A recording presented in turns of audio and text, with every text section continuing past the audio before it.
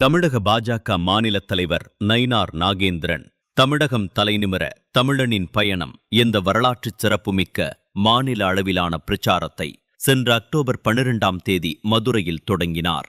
தொடர்ந்து 84 நாட்கள் நடைபெற்ற இந்த யாத்திரை சென்ற ஜனவரி 4ஆம் தேதி புதுக்கோட்டையில் நிறைவடைந்தது.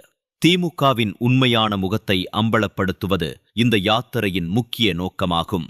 டாஸ்மாக் மாதிரி மற்றும் அதனால் ஏற்படும் சமூக விளைவுகள், சட்டம் ஒழுங்கு சீர்குலைவு, அதிகரித்து வரும் பெண்களுக்கு எதிரான குற்றங்கள், நிறைவேற்றப்படாத தேர்தல் வாக்குறுதிகள், அமைச்சர்களால் மக்கள் நலன் புறக்கணிப்பு, தமிழ்நாட்டை தங்கள் தனிப்பட்ட சொத்தாக கருதும் திமுகவின் குடும்ப ஆதிக்கம் ஆகியவை குறித்து இந்த யாத்திரையின் போது தெளிவாக எடுத்து கூறப்பட்டது.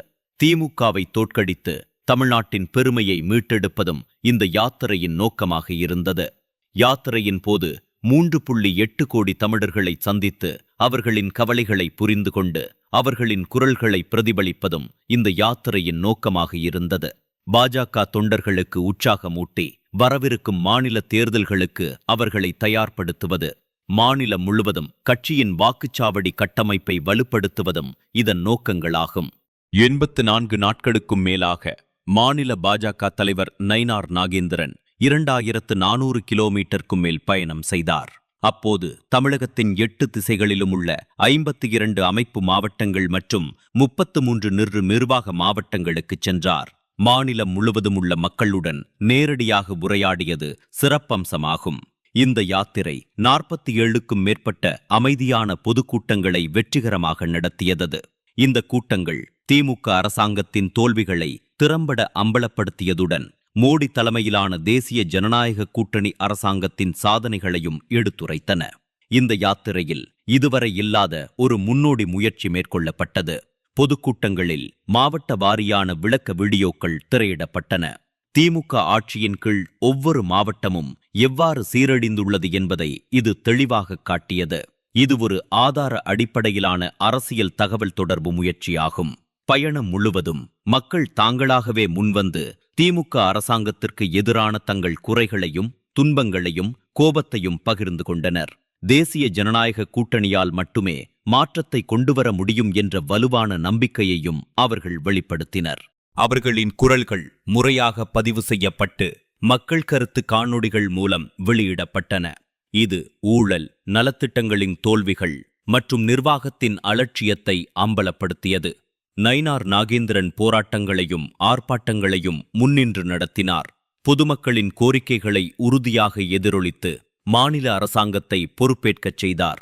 மேலும் இந்த பயணம் தமிழ் கலாச்சாரம் மற்றும் அடித்தட்டு மக்களுடனான தொடர்பில் ஆழமாக வேரூன்றியிருந்தது.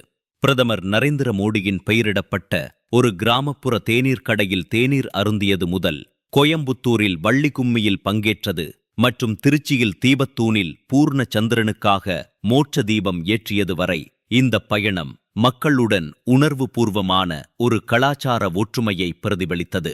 பணம் கொடுத்து கூட்டத்தைச் சேர்க்கும் கட்சிகளைப் போலல்லாமல் பாஜக தலைவர்கள் அர்ப்பணிப்புள்ள தொண்டர்களை நேரில் சந்தித்து ஊக்கப்படுத்தினர். அவர்களின் வீடுகளுக்குச் சென்று அவர்களின் அர்ப்பணிப்பை கௌரவித்தனர். இதன் மூலம் இயக்கத்திற்குள் மனித பிணைப்பை வலுப்படுத்தினர். இந்த பயணம் தேசிய ஜனநாயக கூட்டணியின் வளர்ந்து வரும் ஒற்றுமையையும் பலத்தையும் சக்தி வாய்ந்த முறையில் வெளிப்படுத்தியது. அதிமுக, தமாக, ஐஜேகே, தென்னிந்திய ஃபார்வர்ட் பிளாக் கட்சிகளின் தலைவர்கள் மற்றும் தொண்டர்கள், முன்னாள் அமைச்சர்கள் மற்றும் சட்டமன்ற உறுப்பினர்களுடன் இணைந்து ஒவ்வொரு கட்டத்திலும் தீவிரமாக பங்கேற்றனர். கூட்டணி கட்சியினரின் பெருமளவிலான பங்கேற்பும் பொதுமக்களின் உற்சாகமான வரவேற்பும் இந்த பயணத்தை ஒரு மாபெரும் வலிமை மிக்க பயணமாக மாற்றியது. இது ஆளும் திமுகவை வெளிப்படையாக நிலைகுலையச் செய்து அரசியல் ரீதியாக தனிமைப்படுத்தியது. கிட்டத்தட்ட 3 மாதங்கள் நீடித்த இந்த பயணம் 2026ஆம் ஆண்டு ஜனவரி 4ஆம் தேதி புதுக்கோட்டையில் மத்திய உள்துறை அமைச்சர் அமித்ஷா முன்னிலையில் லட்சக்கணக்கான பாஜக ஆதரவாளர்கள் மற்றும் பொதுமக்கள் பங்கேற்புடன் நிறைவடைந்தது. வெற்றிகரமாக புதிய அம்சங்களுடன் நிறைவடைந்த யாத்திரையை அமித்ஷா மிகவும் பாராட்டினார். இந்த பயணம் வெறும் அரசியல் பிரச்சாரம் மட்டுமல்ல, இது ஒரு மக்களின் இயக்கம், அநீதிக்கு எதிரான ஒரு குரல் மற்றும் தமிழகத்துக்கு கண்ணியம், பாதுகாப்பு மற்றும் பெருமையை மீட்டெடுப்பதற்கான ஒரு உறுதியான நகர்வாக இருந்தது என்றார். இந்த நிறைவு விழா ஒரு முடிவல்ல, இது ஒரு தொடக்கம். புதுப்பிக்கப்பட்ட ஆற்றல், வலுவூட்டப்பட்ட அமைப்பு, அசைக்க முடியாத தன்னார்வலர்கள் மற்றும் தமிழ்நாட்டு மக்களின் நம்பிக்கையுடன் மாற்றத்திற்கான ஒரு வலுவான அடித்தளத்தை இந்த யாத்திரை அமைத்துள்ளதாக பாராட்டி பேசினர். மக்கள் நலன் சார்ந்த ஆட்சியை நிறுவுதல், தமிழ்நாட்டை அமைதி மற்றும் செழிப்பு நிறைந்த ஒரு பூமியாக மாற்றுதல் இந்த யாத்திரையின் பிரதான அம்சங்களாக இருந்தது குறிப்பிடத்தக்கது.